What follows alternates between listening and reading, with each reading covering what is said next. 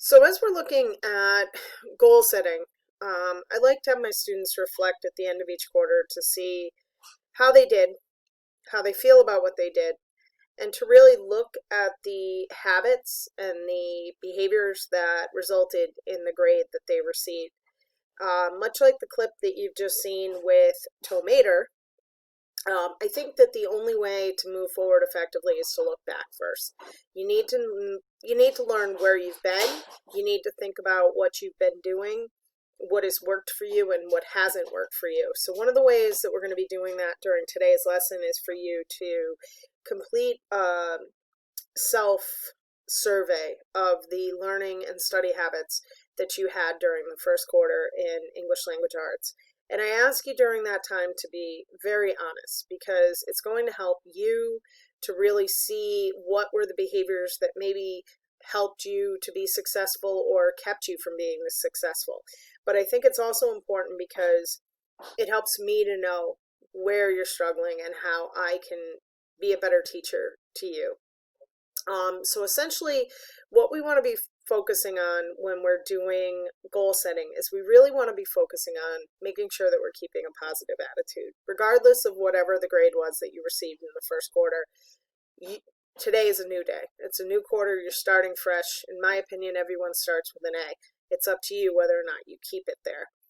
And even if you do fall behind, you need to keep in mind that there are a lot of resources out there for you.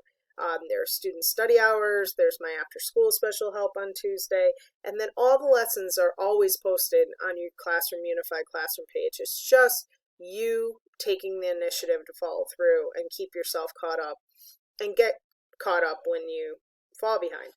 But you also need to understand teachers' expectations. We are in the second quarter. It's my understanding that you know what is expected of you and that you understand the technology platforms. I want to make a key point here is that some of you are having a lot of technology issues and you're having a lot of tech issues that are you're using as excuses why you're not going to be doing things, or maybe why you don't come to a Zoom meeting, or why your camera's not on. At this point, folks, those things should be solved. We are more than 10 weeks into school. If they're not solved, you need to have your parents or guardians call the tech support line and get those things figured out. My expectation is that you're in class each day and that you're completing the work. And on independent work days, you are following through with the expectations and completing those things. It's not free time.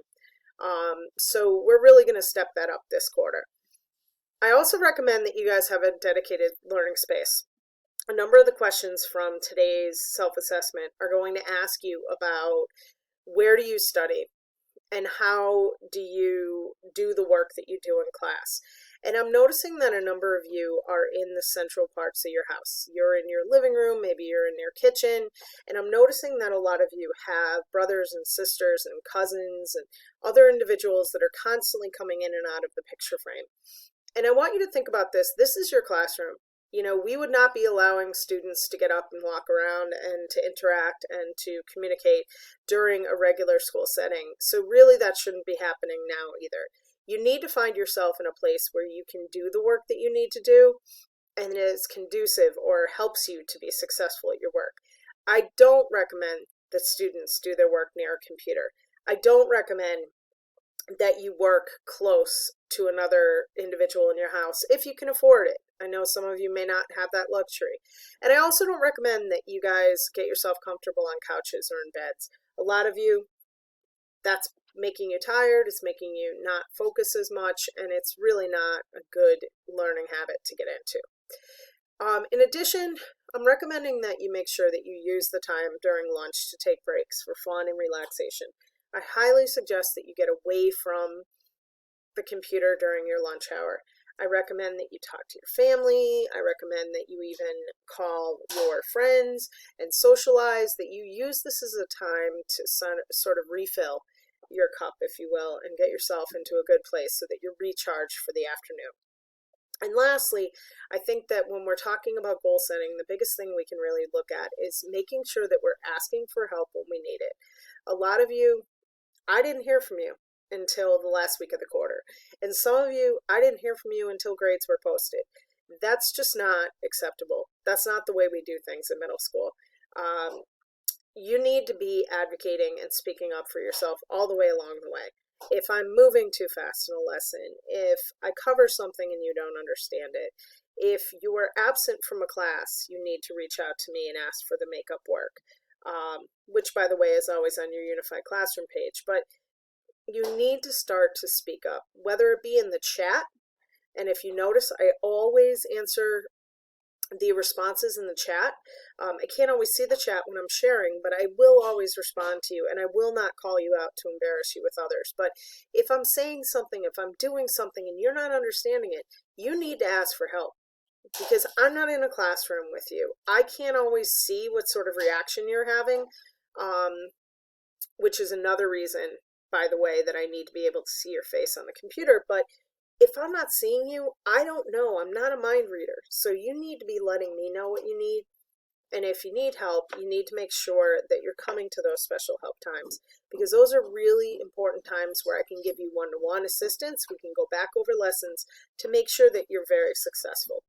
So now we're going to move on to the reflection piece. Each of you has an account at this time in GoFormative. GoFormative is an application that allows students to respond to questions like quizzes, tests, things like that. Although don't worry, this isn't a test grade. But it's going to ask you a series of questions. All of you have accounts. I will share your sign-in information with you.